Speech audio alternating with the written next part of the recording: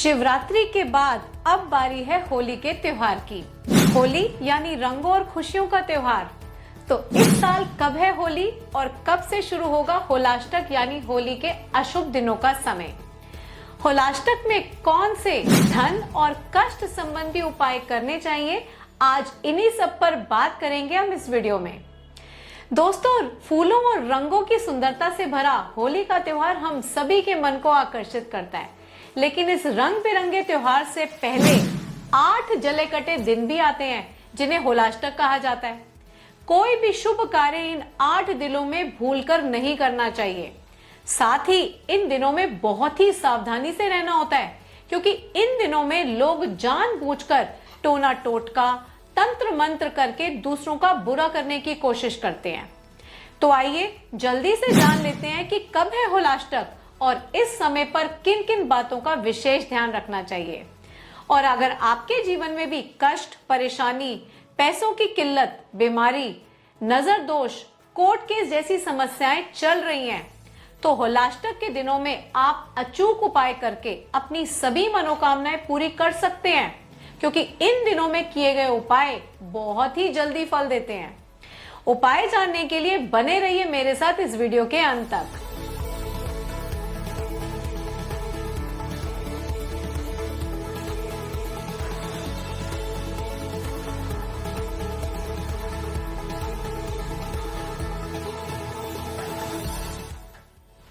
जय श्री महाकाल दोस्तों, मैं मोनिका कोचर आचार्य आप सभी का स्वागत करती हूँ अपने चैनल पर। अगर आप मेरे चैनल पर नए आए हैं और अगर अभी तक आपने मेरे चैनल को सब्सक्राइब नहीं किया तो प्लीज सब्सक्राइब कर दीजिए और बेल नोटिफिकेशन का बटन भी जरूर दबाएं।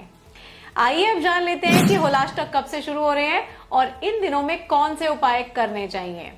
इस साल होलाष्टक 17 मार्च से लेकर 24 मार्च 2024 तक रहेगा और 24 मार्च को होलिका दहन के साथ ही होलाष्टक समाप्त हो जाएगा और 25 मार्च को खेली जाएगी रंगों भरी प्यार की होली।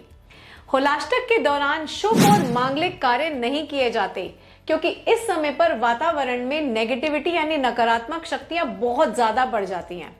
इस समय लोग तंत्र मंत्र, जादू टोना और तांत्रिक क्रियाएं करते हैं ताकि दूसरों का बुरा कर सके।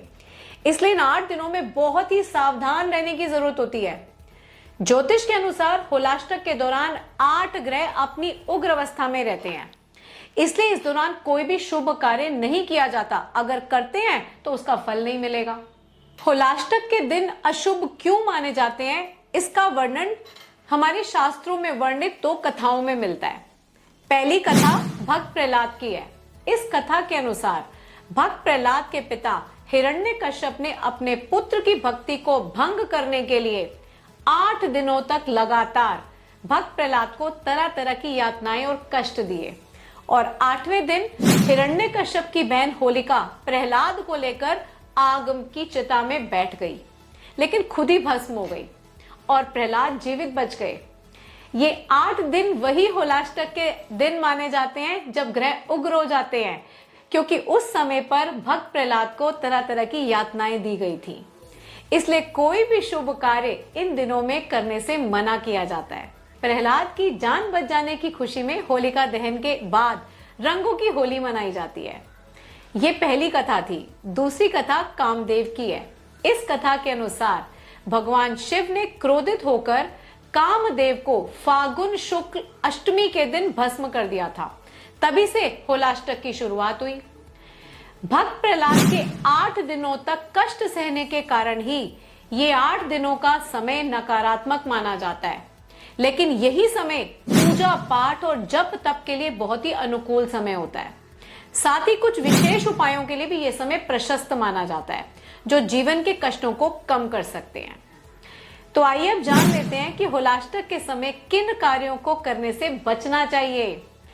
शास्त्रों के अनुसार होलाष्टक के दौरान एंगेजमेंट, शादी, गृह प्रवेश, नए घर का कंस्ट्रक्शन, नई गाड़ी, नई प्रॉपर्टी खरीदना बेचना, नए बिजनेस की शुरुआत करना, नामकरण और मुंडन संस्कार जैसे मांगलिक कार्य करने की मनाही होती है। इस समय यज्ञ, या हवन भी नहीं करना चाहिए। अब ये जानते हैं कि होलाष्टक के दिनों में कौन से उपाय या जरूरी काम करने चाहिए जिससे हमारे जीवन में सुख और समृद्धि आ सके। पहला उपाय, अगर आप किसी बीमारी से लंबे समय से जूझ रहे हैं तो होली की रात एक पान का पत्ता लें, एक गुलाब का ताजा फूल और कुछ बताशे लेकर रोगी के ऊपर से 31 बार उतारा करें और उतारने के बाद इसे किसी चौराहे पर रखकर आ जाए, पीछे मुड़कर ना देखें। दूसरा उपाय, होलिका दहन के समय 7 पान के पत्ते हाथ में लेकर होलिका की परिक्रमा करें और मन ही मन अपनी मनोकामना बोलते जाएं। 7 परिक्रमा के बाद उन पत्तों को होलिका दहन में अर्पित कर लें। इस उपाय से सभी दुखों और कष्टों से मुक्ति मिलती है और सभी प्रकार की मनोकामना पूरी होती है। तीसरा उपाय, होलिका दहन की राख को घर ले आएं और उसे लाल कपड़े में बांधकर घर की तिजोरी में रखें। इस उपाय से पैसों की समस्या समाप्त होती है और जीवन में सुख समृद्धि आती है। चौथा उपाय, होलिका दहन की भस्म का टीका करने से नजर दोष और ग्रह बाधा से मुक्ति मिलती है।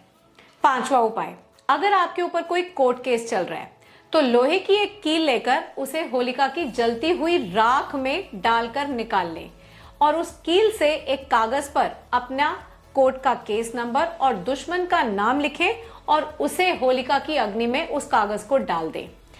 इस उपाय से आपका जो भी केस चल रहा है वो जल्दी से सॉल्व हो जाएगा।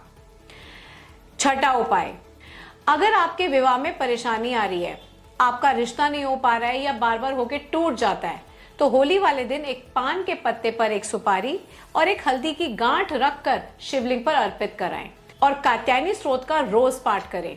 इससे शीघ्र विवाह का योग बन जाएगा। अगला उपाय, धन संबंधी कष्टों से मुक्ति पाने के लिए होलिका दहन के समय श्री सूक्त का पाठ करते हुए शक्कर की आहुति डालें। अगला उपाय, अपनी मनोकामना सिद्धि के लिए 3 गोमती चक्र लें और अपनी प्रार्थना बोलते हुए अग्नि में डाल दें और 3 परिक्रमा करें। इससे आपकी हर मनोकामना सिद्ध हो जाएगी। अगला उपाय, होलिका दहन के समय परिवार के सभी सदस्य 3 परिक्रमा करते हुए पीली सरसों, सूखा नारियल और गेहूं की बालियां अग्नि में अर्पित करें। इससे सभी ग्रह नक्षत्र अनुकूल हो जाते हैं और घर में शुभता और समृद्धि आती है। अगला उपाय, अगर जॉब नहीं मिल पा रही तो होली वाली रात एक नींबू लेकर किसी चौराहे पर जाएं, उसे काट कर 4 टुकड़ों में बांट लें और चारों दिशाओं में एक एक टुकड़ा फेंक दें और घर वापस आ जाएं, पीछे मुड़ के ना देखें। इस उपाय से जॉब लगने का जल्दी योग बनेगा। अगला उपाय, होलाष्टक के दौरान हनुमान जी, भगवान विष्णु और नरसिंह भगवान की पूजा करने से सभी प्रकार के कष्टों से मुक्ति मिलती है। अगर सर पे कर्ज बहुत बढ़ गया हो तो होलाष्टक के दौरान श्री सूक्त और मंगल ऋण मोचन स्त्रोत का पाठ करने से कर्ज से जल्दी छुटकारा मिलता है और सुख समृद्धि आपके घर में सदैव वास करती है। तो दोस्तों, ये थे होलाष्टक के समय में किए जाने वाले दुर्लभ और अचूक उपाय। आप कोशिश करें कि ज्यादा से ज्यादा उपाय इस समय पर करें, क्योंकि इस समय पर उपाय करने का लाभ बहुत तेजी से मिलता है और साल में सिर्फ 2 ही त्योहार हैं, होली और दिवाली, जिन पर आप अपनी मनोकामना सिद्धि के लिए तरह तरह के उपाय कर सकते हैं और सभी ग्रह नक्षत्रों को अपने अनुकूल कर सकते हैं। उपायों के साथ नरसिंह कवच या स्तोत्र का पाठ करने से सभी प्रकार की आदा, बाधा, बीमारी, जरा, पीड़ा, टोना, टोटका सभी से रक्षा होती है। और युवा बच्चों को, विशेषकर लड़कियों को, इस समय बहुत ध्यान रखना चाहिए। लड़कियों को बाल खोलकर घर से बाहर नहीं निकलना चाहिए, ना ही ज्यादा परफ्यूम लगाना चाहिए। अपनी प्रोटेक्शन के लिए लहसुन यानी गार्लिक की कुछ कलियां अपनी पॉकेट में हमेशा साथ लेके चलें या अपने शरीर पर कहीं थोड़ी सी हींग लगा के रखें, क्योंकि इन दिनों में हवा में बुरी शक्तियां इतनी ज्यादा होती हैं कि वो आपको आराम से अपने बस में कर सकती हैं, यानी कि आप पर अपना बुरा प्रभाव डाल सकती हैं। इसलिए सावधानी बहुत जरूरी है सभी के लिए। तो ये थी होलाष्टक की और होली के उपायों की जानकारी।